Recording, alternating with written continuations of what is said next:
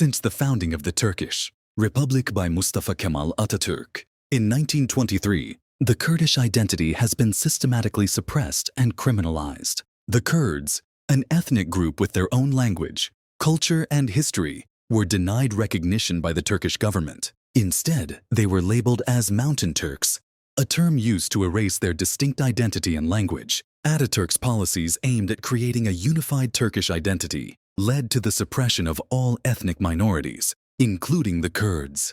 The Kurdish language was banned from schools, government institutions, and public life. Speaking Kurdish was punishable by arrest and torture. The government even replaced Kurdish city and village names with Turkish names, attempting to erase the cultural and historical significance of Kurdish areas. The repression of the Kurds extended beyond cultural suppression. The Turkish government launched violent, military campaigns against Kurdish uprisings, such as the Sheikh Said Rebellion in 1925 and the Dersim Massacre of 1937-1938.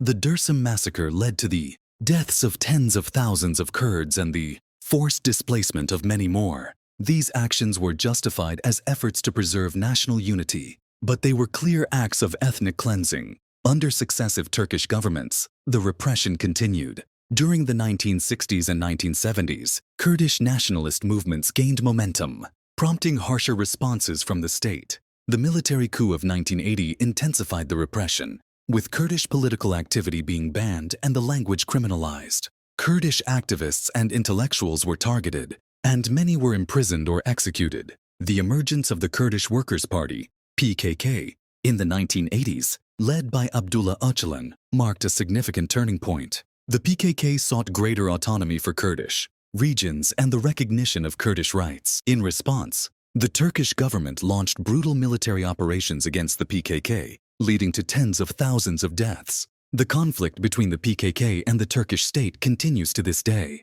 Under Recep Tayyip Erdogan, the situation worsened. Initially, Erdogan promised reforms and peace with the Kurds. However, he soon turned against them, launching military operations in Kurdish majority areas and arresting Kurdish political leaders like Selahattin Demirtas. Kurdish political parties were dissolved, and activists were imprisoned on charges of terrorism. In Syria, Turkey continued its aggressive policies against the Kurds, particularly in regions like Afrin and Ras Al Ain. Turkish military operations have displaced hundreds of thousands of Kurds and allowed extremist groups to take control of Kurdish areas, leading to widespread human rights violations. In Iraq, Turkish airstrikes on Kurdish areas, justified as efforts to target the PKK, often result in civilian casualties.